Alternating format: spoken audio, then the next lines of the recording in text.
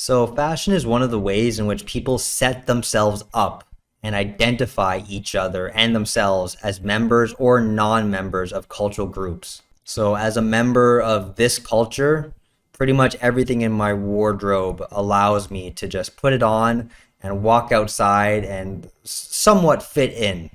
I have a whole plethora of sweatpants and jeans and t-shirts and hoodies or dress pants or dress shirts that are all accepted and normalized within this cultural context, allow me to navigate everyday life and navigate the social world around me seamlessly. However, if I were to put on like cowboy boots and a poncho and a sombrero, I would probably not only draw some weird looks because it's not quite considered everyday normality. You don't see it every day, but I might actually be refused service if I'm not wearing the proper attire.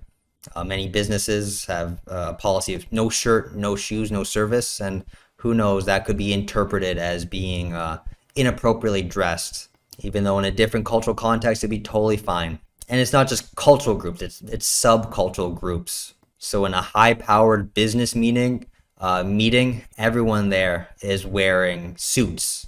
That's how they tell others that they fit in, and that's how others interpret them as fitting in and belonging in that context. Or again, like I said, with gym subculture, there's a whole uniform there to identify yourself as a member who fits in, and thus others who don't fit in because they're not wearing the right things to fit into that subcultural group.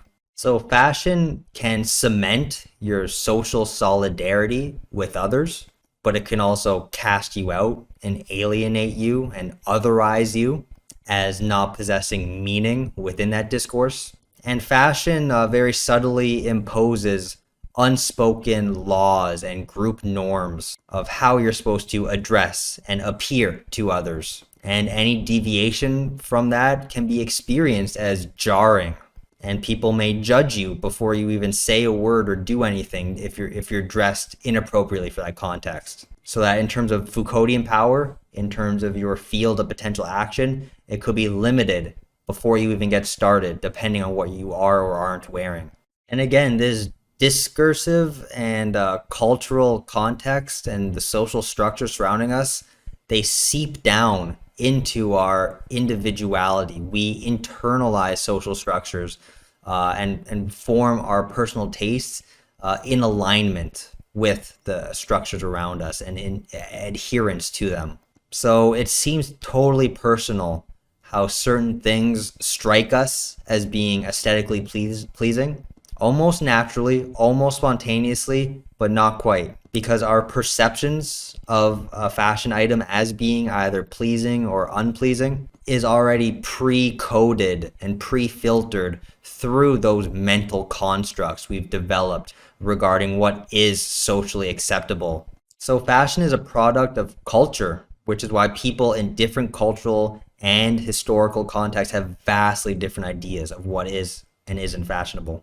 Things that were all the rage in the 70s, such as bell-bottom jeans and mustaches, they seem to us as being arbitrary, looking back in hindsight and asking why did they choose those things to look at as being desirable. But within that context, it was completely natural, and no one had to be forced to grow a mustache or wear bell-bottoms. They inherently wanted to, because they were discursively made to want to, just as we're discursively made to like different hairstyles or different clothing styles. Like we don't have to even go back to the 70s. We can go back to our own lifetimes. Like I remember in like late elementary school and high school, I was like trying to be the skater kid, kind of the emo kid as they were called. It just seemed normal and fashionable to wear way too tight skinny jeans and dye our hair black and wear t-shirts of these bands we didn't even listen to.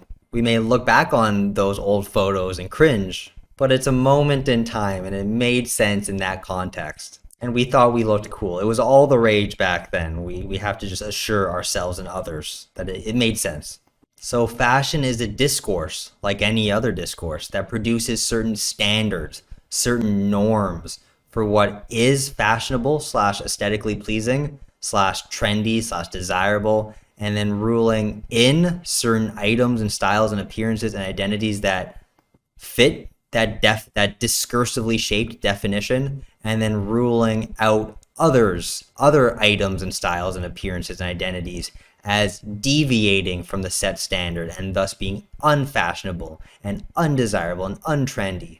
And there are a lot of power relations that are at play here in terms of who fits in economically, who can afford to buy and consume the items and styles and appearances and identities that are considered fashionable, and who is economically or socially or culturally excluded. And this influences how well we get on in the social world, in our everyday lives and careers and relationships, how others receive us and how we see ourselves. So I think I grabbed this from the Wilson reading, but there's a whole page that goes over how fashion has changed radically from era to era, and how each period people see the previous periods as being utterly ghastly. So what a welcome change it was when the ugly clothing of the 70s, that is the 1870s, I imagine, was replaced by the more sensible fashion of the 80s. And then the following one, this is what replaced the previous one. And then there's even more. And they all look so alien to the other historical contexts. And we finally get to somewhat modern fashion with the last one. And it just seems so natural. It just seems so commonly accepted, the common consensus, the common knowledge and popular consensus that what we're living with is the right one. We made the right decision. And those in the past and those in the future, they're wrong. They're unfashionable. But it's all historically and culturally relative. So what do you see in this picture? What are these two gentlemen trying to signify with what they're wearing? They're two politicians, former national leaders, Tony Blair from the UK on the left and George W. Bush on the right. And not only are they wearing near identical suits with the dark jacket and the red tie, but you look in the background and everyone's wearing the exact same uniform. And it's literally a uniform in the sense that they're all taking the same form, except for that guy on the right in the background who's wearing a silver tie. So shout out to him for standing out amongst the crowd.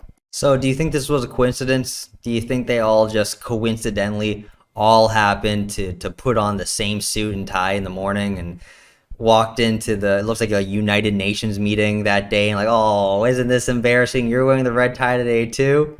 No, there's a lot more strategy that goes into what these high-profile politicians wear.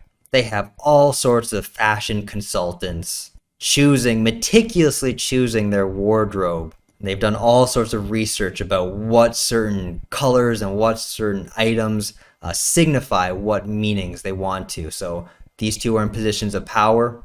I imagine they consulted with their stylist and determined that red signifies confidence, or the dark suit signifies power. You have to dress the part you're playing in order for them to send the right messages. Like, I would not be surprised if these guys had like backup ties just in case they go into the meeting and everyone's wearing a different colored tie. Like, oh, I gotta switch real quick. Because for them, it's not so much about standing out, it's about fitting in. They're well aware, or at least their stylists are well aware of the dominant meanings associated with the clothing they're wearing, the specific clothing they chose to wear, because it represents confidence or seriousness or masculinity or business. And they're trying to communicate that to each other and to anyone watching. So it's imperative that they don't stand out too much in this setting. So that they are trying to send a message, but it's a very safe message. And they're kind of not trying to send a message at all, in the sense that they're just trying to be neutral. They're not trying to distinguish themselves from the crowd or be an individual. They know exactly the rules of this game. They've been playing it for a long time. They know how to navigate within the structures of this discourse, of high-powered political discourse and international relations. And they want to appear to others as a stable entity, a predictable entity, someone who's wearing the uniform of the job, who fits the description. So, hey, you're looking for a politician? Just look at me. I'm the guy for the job. I'm totally legitimate, as you can see by what I'm wearing. Therefore, I'm a safe choice if for you to vote for me or for you to listen to me and accede to my power. So there's all these subtle legitimation techniques that's very conforming. All their forms converge into this one authorized way for a politician to be. That's why I give a lot of credit to Jagmeet Singh, the NDP leader in Canada, because he chooses to wear a religious headdress that could potentially be polarizing for a lot of more conservative voters, where they look at that and say, "Hey, that's not what I'm used to when I see a politician. I don't like that. Change is bad." A lot of politicians just play it very safe, as seen by the reference to Futurama in a presidential debate between the highly contested political candidates, John Jackson wearing a greenish suit and tie and John Jackson wearing a greenish suit and tie. Like, they're near indistinguishable in both their names and their dress, which is what politics and politicians aim to be a lot of the time. It's a very conformist field where conformity and sameness and conservation of old ideals are highly valued in that discourse. Okay, so we just talked about a politician's suit and tie, their uniform, so to speak. What about a hoodie? What sort of connotations are evoked in your mind when you see a hoodie?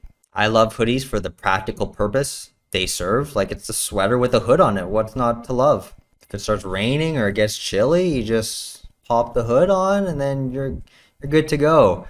But take into account the cultural context of how hoodies are largely conflated with and associated with crime, especially amongst youth groups. So this allegedly neutral piece of clothing, it takes on a lot of meaning and potentially negative connotations. The reading talks about how in the UK specifically, there's a whole discourse surrounding hoodies and how anyone who's wearing a hoodie is automatically associated as a lower class youth, like a degenerate, and that they must be up to no good. They must be trying to loiter or shoplift or deal drugs or commit some sort of crime just purely by virtue of them wearing a hoodie.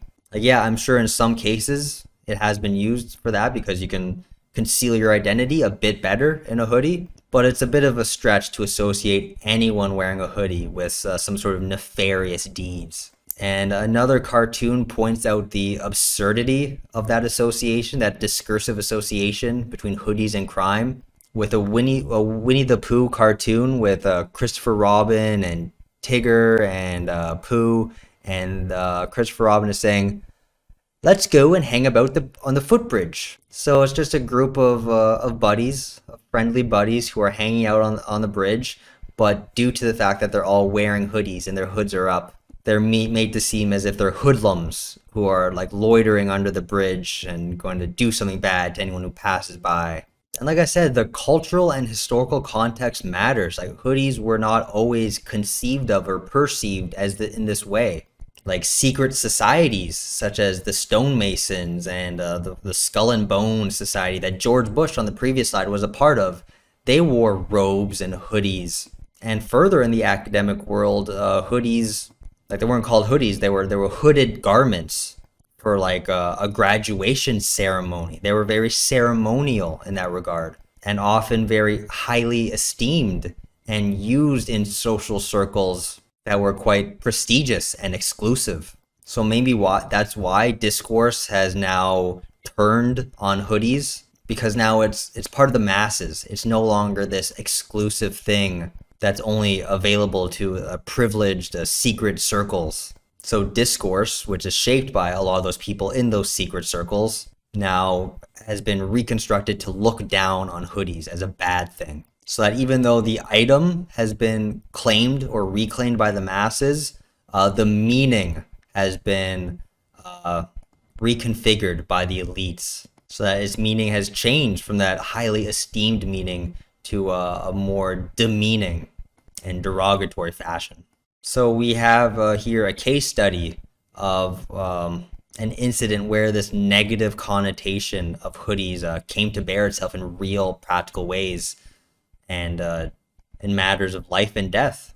So we have here the case of Trayvon Martin, born 1995 and died in 2012. So just 17 years old, and he was riding his bike in a Florida neighborhood with his hoodie and with it on because I imagine the evenings in Florida could get a bit chilly, and he just had some Skittles on hand, literally just riding a bike through the neighborhood, just you know, as youths are wont to do, just as Christopher Robin and Eeyore were just having their youthful fun, just existing as a 17-year-old with a hoodie on a bike with some Skittles. That's all he was doing.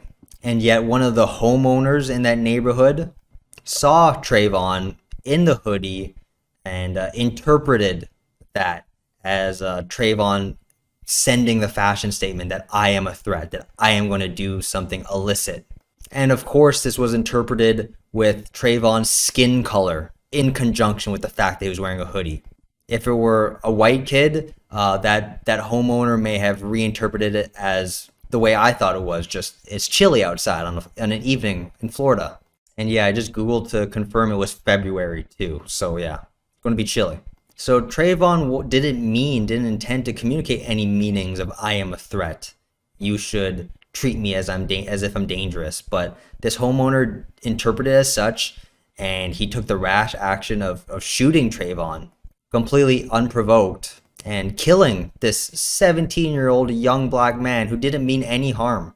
And there was mass injustice in that this person was acquitted of that's murder, I think, but he was just totally acquitted, totally deemed innocent by the courts and released, and he's free, and he's done a bunch of bad stuff since then, which kind of indicates that he may have known what he was doing. He wasn't completely innocent in shooting this young man. But in reaction to this injustice, to the normalization of killing black youths in America, the black community reclaimed the hoodie and redefined it, not as an expression of crime, but as an expression of grief over violence against black youth in our society.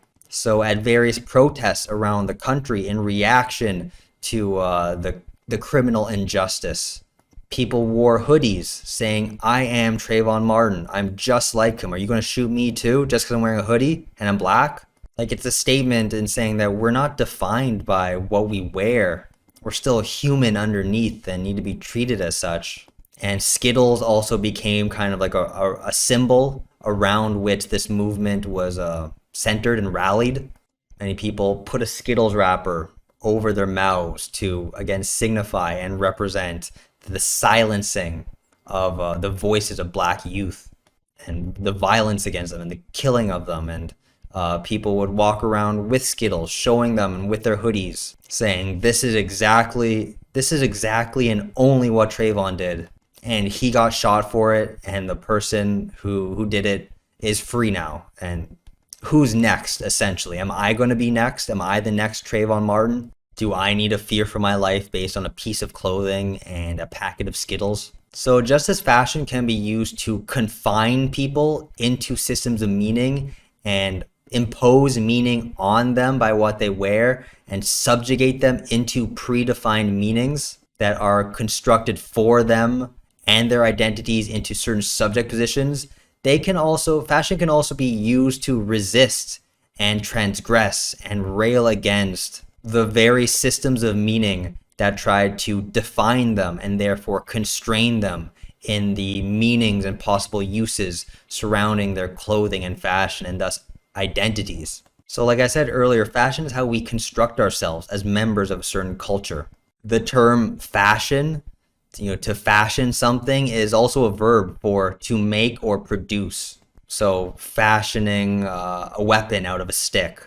And before we go outside and into the social world and into social situations and interactions and spaces, we fashion a public image of ourselves through our clothes and accessories and styling. So that when we enter in the social world, we're not just natural biological bodies like Adam and Eve with the fig leaf covering certain areas, and that's it. I got my Adam and Eve streak going. Seems like every lecture I got to mention them once. Our natural bodies take their social and cultural form when we get dressed and adorn certain garments that signify us as members of the culture or cultures in which we're living our everyday lives and operating in everyday life. So the person in the back of this slide is clearly heading to a busy day of business meetings and high-powered affairs, and they need to dress accordingly. They need to fashion themselves into a cultural form that makes sense in that context that they're operating in.